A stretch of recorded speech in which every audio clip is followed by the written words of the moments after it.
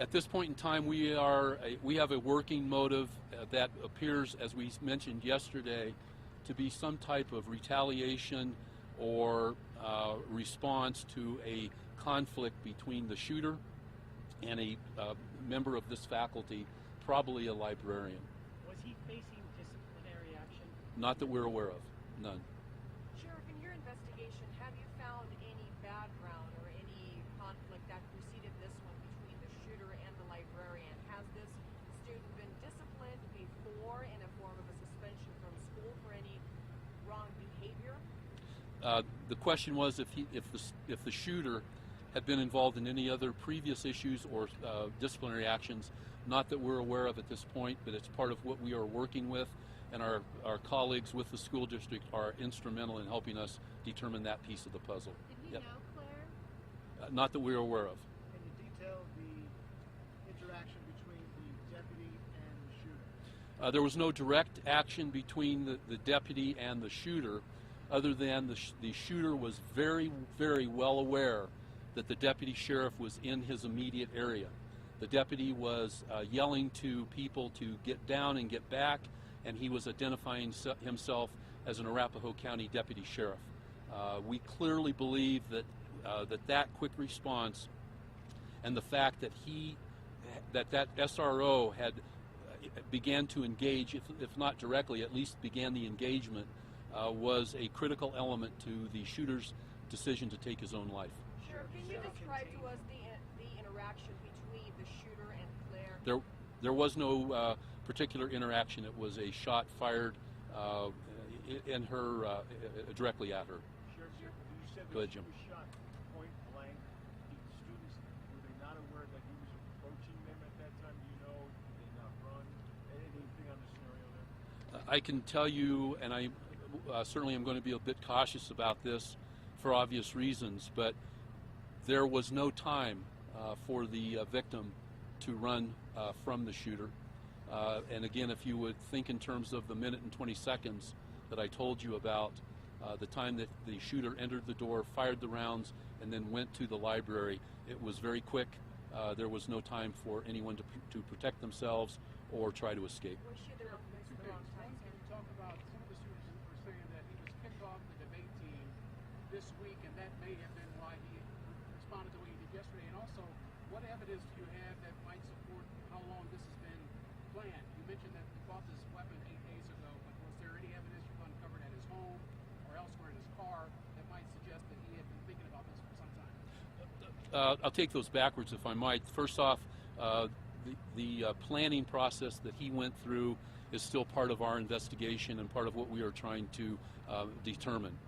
The controversy between the shooter and the member of the faculty at this facility did in fact have to do with some disagreement and a disciplinary action taken relative to the debate team, but it did not result in the shooter's suspension from school, and as far as we know, did not result in the shooter being suspended or withdrawn from the debate team. At this point in time, we believe there was a threat. We are looking into that to the degree that it was understood, and then what interactions or interventions took place. Marshall? Sheriff, you mentioned you thought he was going to hurt a large number of students based on his ammo. Yesterday was about the one interaction with the teacher. Is there more reason to believe that it wasn't just going after the teacher? Well, certainly yesterday when we talked, we were working with the best information that we had. Now we've obviously a little more than 24 hours after the fact, we've got a little better understanding.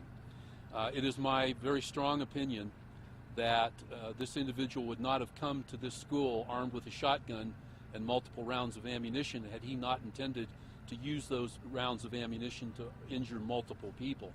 Certainly his motivation to come here yesterday was the upset that he had with the faculty member, and we believe the faculty member was his initial target, but we believe based on the fact that he was armed with multiple rounds, armed with a machete, and armed with 3 incendiary devices, his intent was evil, and his evil intent was to harm multiple individuals.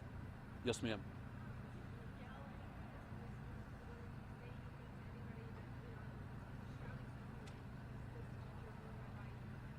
The question was if the shooter had yelled or made any comment while he was coming into the room. Not that we're aware of, but that's part of what we will try to do while we evaluate further evaluation of the tapes and the interviews that we conduct with the students and faculty of the facility. Yes, ma'am.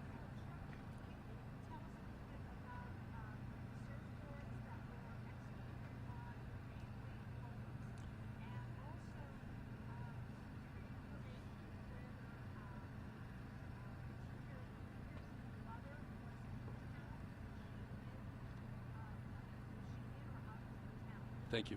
The question was information relative to the search warrants that we executed last night and early this morning, and the status of the shooter's mother.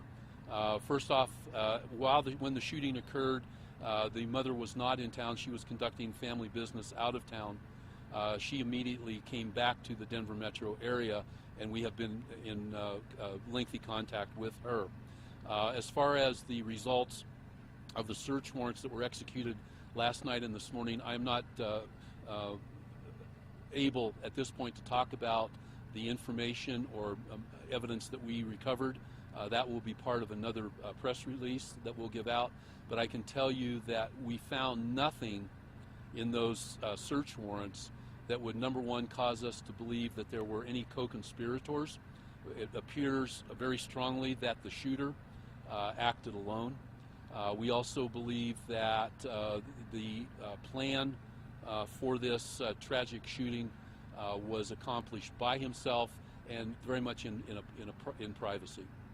Sheriff, not to belabor the point, but was the victim unfortunately just in his path at the wrong place at the wrong time? I believe Claire Davis is an innocent young lady.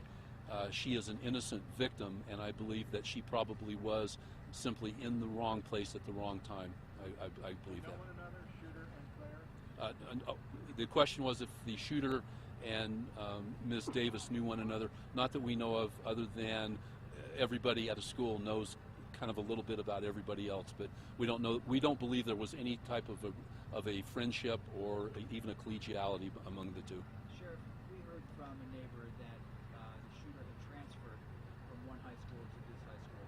Can you confirm that? The question was if the shooter had transferred from one high school to Arapahoe. I don't know that. I know that he was a student at Arapahoe High School. How he got here is part of what our investigators will try to establish.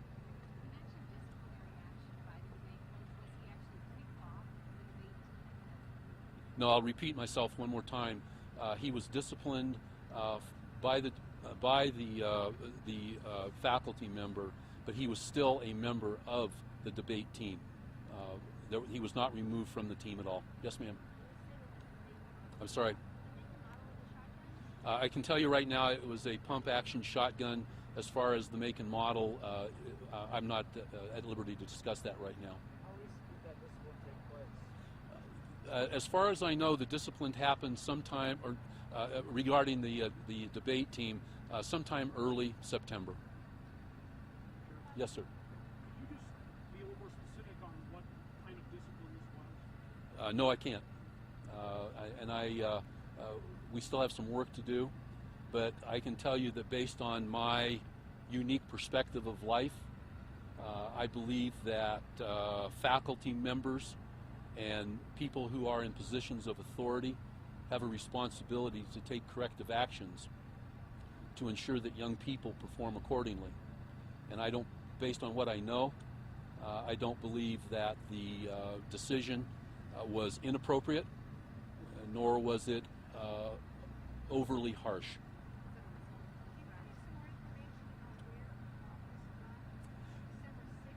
He bought the question was more information about where he shot. Let me finish, please. He purchased the weapon on December 6th in the early evening hours at a local retail outlet, and that weapon was purchased legally.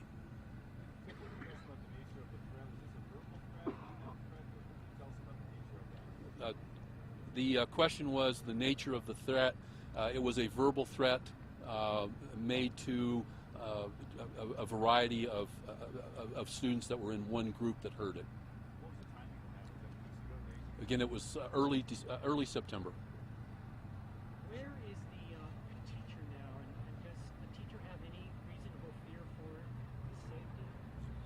The teacher is currently safe, and the teacher has no reason to fear for his safety or well-being. Again, because we are confident that the shooter was the lone participant. We do not believe there were any other co-conspirators. We do need to look further into his lifestyle to ensure that no one else knew about this specific plan. But in terms of other actors yesterday or immediate co-conspirators, there are none. Sir, as far as your investigation is concerned at this time, was this shooter at any point considered, deemed, named a threat to students and staff at this school prior to this incident? That still is part of what our investigation will try to determine. We will look closer, obviously, at the comment that was made in September, and then we will try to evaluate that. Way too early for us to have a definitive answer for that question. Get the right. He did not. Grayson did not encounter the faculty. The question was if the shooter encountered the faculty member. We know that when the shooter entered the library, the faculty member then realized that the shooter was in the immediate area and was armed. The shooter, as he entered the library, a janitor in this building initiated the lockdown protocols because of what was happening. And as a result of that effort, the janitor and the faculty member tried to get themselves away from the school, as we talked yesterday. Yes, ma'am. I'm sorry. Yeah. The first off, the question was the correct spelling of Claire's name. Her name is Claire, C-L-A-I-R-E, Esther, E-S-T-H-E-R, Davis, D-A-V-I-S. And Claire is a 17-year-old female who was a senior at Arapahoe High School. And as her family's statement indicated, she remains in critical condition at a local hospital. Thank you. Yes, Claire was the only gunshot victim. Yesterday, as you recall, we did report that there were two. Fortunately, the second victim that we believed was injured,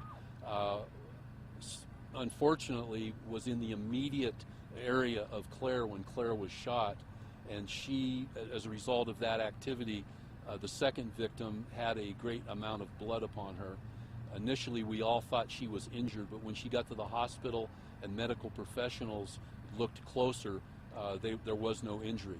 However, based on what we saw, we will err on the side of taking care of our kids. And that young lady was immediately transported to a local hospital for care. Hendrik? Do you believe the disciplinary action was the result or in reaction to the verbal threat, or do you think the verbal threat came after the disciplinary action? The question was if the threat came after the disciplinary action. The threat did come after the disciplinary action was known by the shooter. Yes, ma'am.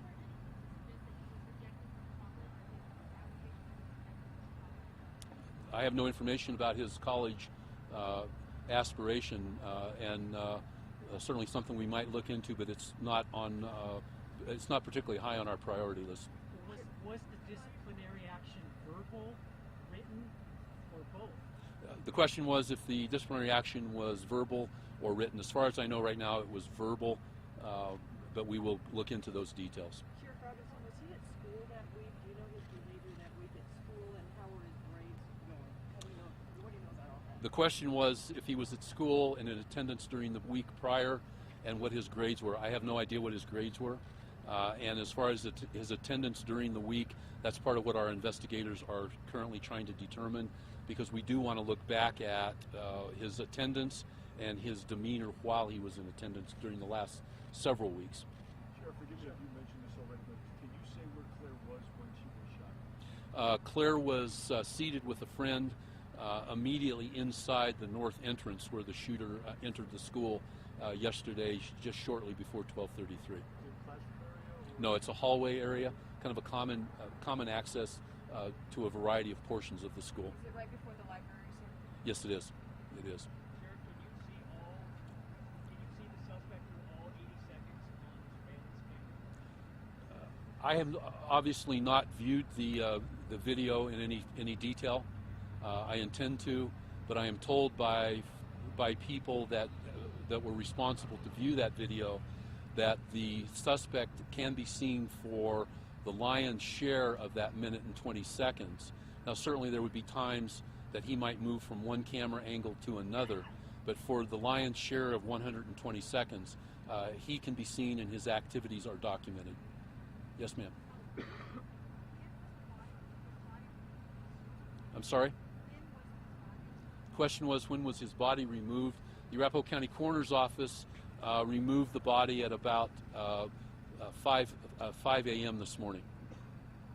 Where's his car? Sorry? His car? The question was the location of his car. As I indicated to you, his car was parked along a curb line in the student parking lot on the north side of the building. We have taken that vehicle under a search warrant to our facility on East Broncos Parkway, and it will be processed in our crime lab at that facility. Have you found anything in the car yet, or in the house that's of interest that you could share with us? The question was if we found anything in the car or home of interest. That is still work that's being done. We still have a lot of work to evaluate what's been taken from the home and how it's relevant to what he had when he came into the school, and how it's relative to his planning process. At this point in time, anything that we collected is relevant, but we will determine how relevant as we move forward with the analytical process. Yes, sir. Can you describe the reaction of the group that heard the threat back in September, and if at all possible, can you describe what the threat was? The response, the question was if there was a response from the group that may have heard the threat. First off, I've not interviewed or discussed it with them. They are being interviewed by our investigators, and that's an area that we will make sure that we explore the facts. As far as the response, I don't have any information at this point. I don't know. I'm sorry? As far as I know, I've not met with the parents of the shooter, but they have made themselves available for interview. Was the disciplinary action and the threats, did they both take place in September or December? The disciplinary action and the threat associated with that action took place in early September. Okay. Can you elaborate on the nature of the threat? How big the bombs were, the Molotov cocktails, size? The question was, how large were the Molotov cocktails? They were made of bottles that were probably 12 to 16 ounces in size. And again, there were 3 of them. 1 of them was ignited. 2 of them were found in and around the shooter's body. We know that they were brought into the school in a backpack. They contained a flammable liquid, and certainly one of them operated as designed because of the fire that we experienced inside the library. The other 2 were not detonated. They were still fully intact. Sheriff, you've answered this question sort of in pieces as we've been talking, and I appreciate your time. Can you sort of piece to us the entire picture of the September threat? Was the threat against the same teacher, the librarian that he threatened yesterday, and sort of kind of what happened, what the school did that led to yesterday? The threat was the result of what I believe to be an appropriate disciplinary action related to the debate team. Again, the shooter was not removed from the debate team, and the teacher that was responsible for that disciplinary action was the shooter's main target. We still have to visit with a variety of people to determine what the outcome or interaction relative to the threat was. Sheriff, are you prepared to release the suspect's DOB? We will release the date of birth within the next day or so. I will tell you that he's 18 years old. He was 18 years old. But I will also tell you, and this is a bit of an editorial comment on my part, this is my personal perspective, followed by my professional responsibility. I will share his date of birth, but I will tell you that I am no longer inclined nor will I speak his name in public.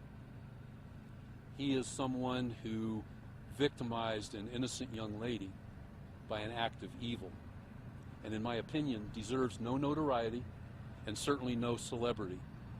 He deserves no recognition. The issue here is the victimization of Claire Davis and the victimization of this community and this school. So it is my professional and my personal perspective that although I realize your responsibilities, I also understand my perspective on life, and I choose never to use his name again in public. That said, I will share the information that you need to the best of my ability. How recently had he turned 18? Because I want to give us a... I don't know that. I will get that to you. Sheriff, your SRO, were they watching the monitors? Were they responding to the gunfire? No, the SRO is always, the question was if the SRO was watching monitors. No, the SRO was engaged with two administrators in the immediate, down the hall from where the shooting occurred, and he heard that there was some type of an incident. He immediately called for help as the lockdown order was being aired on the school radio system to all of the administrators and security personnel. He reacted to a threat before he realized what the threat really was. As he began to run that area, he did hear gunfire. But absolutely true to our training around the active shooter protocol, and very much to the great credit of this school resource officer who performed heroically, he went to the thunder. He heard the noise of gunshot, and when many would run away from it, he ran toward it to make other people safe. I'm gladly answer two more questions. I'm sorry? Was the officer that confronted him, was he armed? School resource officers are certified deputy sheriffs, associated members of my organization. They are armed and adequately equipped to do the work they need to do on any given day. Was there any talk between the janitor and the teacher and the shooter? Was there any verbal confrontation? The question was if there was any discussion between the shooter and the janitor and or faculty member. There was none. Sheriff, was the threat reported to faculty, anyone in school, or to the sheriff's office, or was it just a known threat that was made out in the open? No, it was reported to authorities, and we need to now explore exactly what the reaction was to that. I'll take one more question. Thank you for your time. Or I won't. I will. Okay, quickly, I want to remind you that I do have photos of Claire that I will distribute, and I'll also remind you that this is the last time we will meet together in person regarding this matter.